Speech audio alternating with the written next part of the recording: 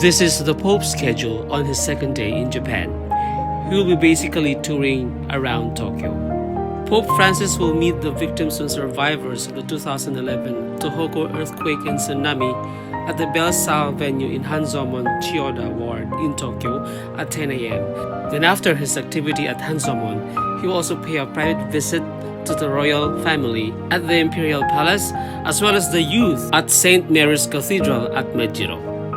The highlight of the Pope's visit in Tokyo is the Mass to be held at Tokyo Dome beginning at 4 p.m. And on November 26, during the Pope's last day in Tokyo or in Japan, all of the activities will be held at Yotsuya at St. Ignatius Church at Sophia University.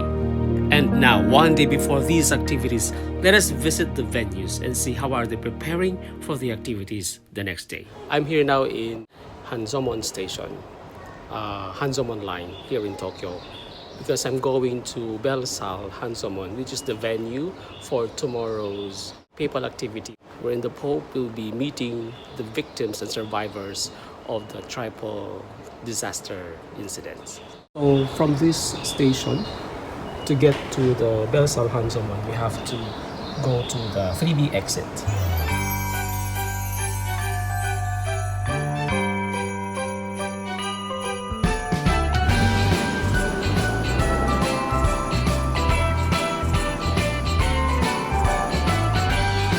It's seemingly quiet here, seemingly no preparations, but actually there are preparations being done upstairs for the coming of the Pope here tomorrow morning at 10 a.m. So let's get inside the place. This actually connected to the Hanzomon station. So it says here, this is the bell sound.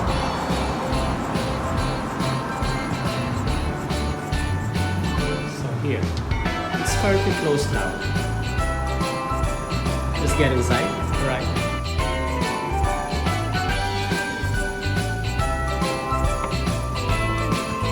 It is actually not festive. There are no people around, and unlike the other preparations in other countries, it is not as festive as them.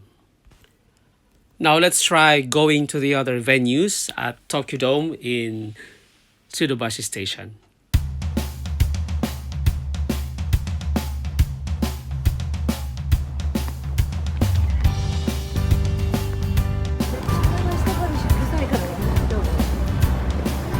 This is closed to Fridays, and this is gate 23. And this is where we are going to enter tomorrow during the Pope's Mass.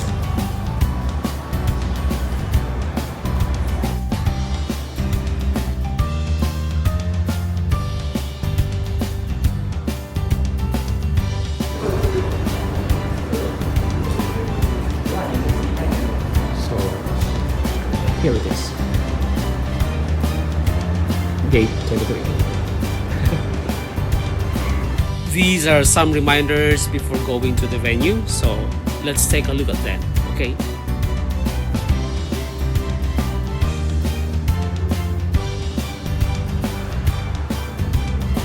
So as you can see, there are no festivities here, no tarpaulins, and no signs that the Pope is actually coming to this place tomorrow. But there's a very nice illumination show here, so after the Mass, you can actually enjoy the show.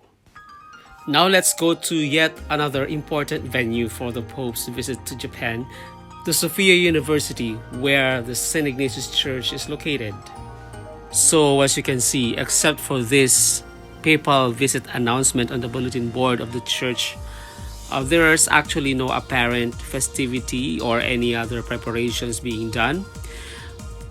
However, we were able to observe that surrounding the area, there are patrol cars, police patrol cars. I think the area is being secured for the activities tomorrow and the following day. Barricades have been put around the area, and there are already a lot of policemen around the area, stationed around the area, and traffic has also become strict.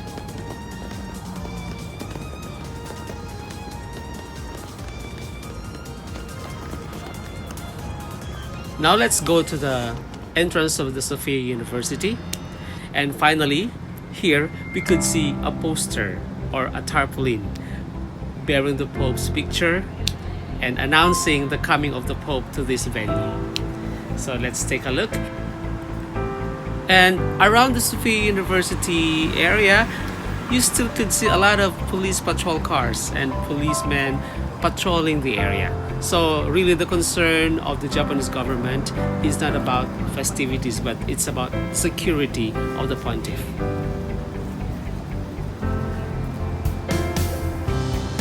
So I think that's about it. Our visit to the places of the venues of the Pope's activities in Tokyo. So it's not really festive, unlike the other countries, the Philippines for example, or any other countries that have big populations of Christians and Catholics. So Japan is not like that. The excitement of the Japanese people is not really obvious, but actually deep in their hearts, deep in our hearts, we are eagerly waiting for the coming of our Pope, to seeing him, to meeting him, and inspiring the younger generations of Japanese faithful to really be more active in the church and make the church more alive in promoting peace and promoting life. Protect all life.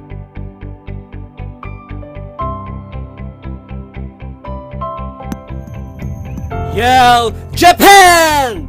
Yeah!